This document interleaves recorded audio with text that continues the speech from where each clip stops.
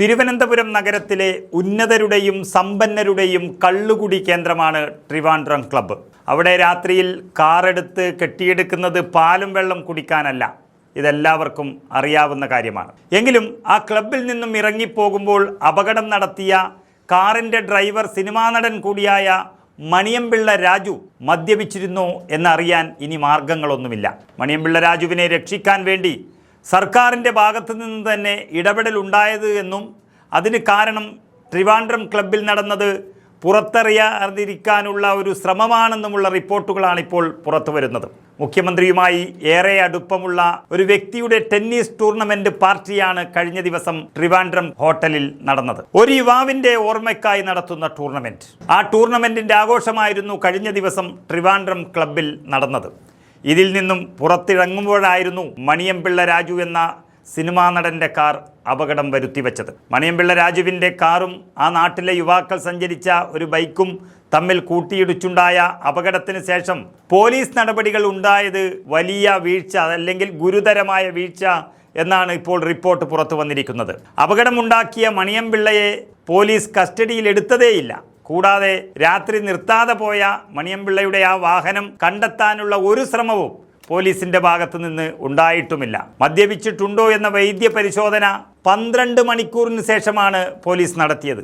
ഇതോടെ മദ്യം ഉപയോഗിച്ചിട്ടുണ്ടോ എന്ന വൈദ്യ പരിശോധന വെറും ഒരു പ്രഹസനമായി മാറുകയും ചെയ്തു. ഇത് കേസ് അട്ടിമറിക്കാൻ പോലീസ് കൂട്ടുനിന്നു എന്നൊരാക്ഷേപം സംസ്ഥാനത്തുടനീളം ഇന്ന് ചർച്ച ചെയ്യപ്പെടുകയാണ്. 8 മണിക്കൂറിന് ശേഷമുള്ള വൈദ്യ പരിശോധന കൊണ്ട് കാര്യമില്ല എന്നാണ് വിദഗ്ധരെല്ലാം പറഞ്ഞത്. മുഖ്യമന്ത്രിയുടെ സുഹൃത്തായ ഒരു ഉന്നതൻ തൻ്റെ മകൻ്റെ ഓർമ്മയ്ക്കായി സംഘടിപ്പിച്ച ടെന്നീസ് ടൂർണമെന്റിന്റെ ആഘോഷമാണ് കഴിഞ്ഞ ദിവസം ട്രിവാൻഡ്രം ക്ലബ്ബിൽ നടന്നതെന്നും ദുബായ് കേന്ദ്രമായി ബിസിനസ് ചെയ്യുന്ന ഈ ഉന്നതൻ നടത്തിയ ആഡംബര പാർട്ടിയിൽ പങ്കെടുത്ത ശേഷമായിരുന്നു നടൻ മണിയമ്പിള്ള രാജുവിൻ്റെ വിവാദമായ മടക്കയാത്രയെന്നും ഉറപ്പായി കഴിഞ്ഞു. ഇവിടെ നിന്ന് അറച്ച് വിറച്ച് കാറിൽ പുറത്തിറങ്ങിയ മണിയമ്പിള്ള രാജു നിമിഷങ്ങൾക്കകം ബൈക്ക് യാത്രക്കാരായ 2 യുവാക്കളെ ഇടിച്ച് തെറിപ്പിക്കുകയും ഗുരുതരമായ പരിക്കേൽപ്പിക്കുകയും ചെയ്തിരിക്കുകയാണ്. എന്നാൽ അപകടത്തിന് ശേഷം തിരുവനന്തപുരം മ്യൂസിയം പോലീസ് കാണിച്ച വലിയ മര്യാദയാണ് ഇപ്പോൾ ചർച്ചയാകുന്നത്. പാവം ഒരു മാധ്യമ പ്രവർത്തകനെ ഇടിച്ചു കൊന്ന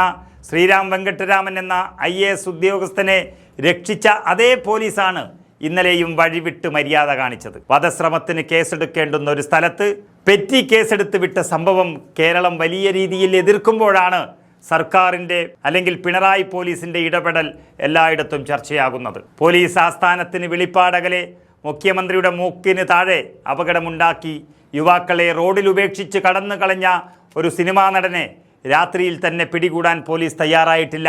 ഇതിനു പിന്നിൽ ആ ഉന്നതൻ്റെ ഫോൺ വിളികളായിരുന്നുവെന്ന് എല്ലാവർക്കും മനസ്സിലായി കഴിഞ്ഞു. ശ്രീരാം വെങ്കട്ടരാമൻ കേസിൽ മ്യൂസിയം പോലീസ് നടത്തിയ അതേ കള്ളക്കളി തന്നെയാണ് ഇന്നലെയും ആവർത്തിച്ചത്.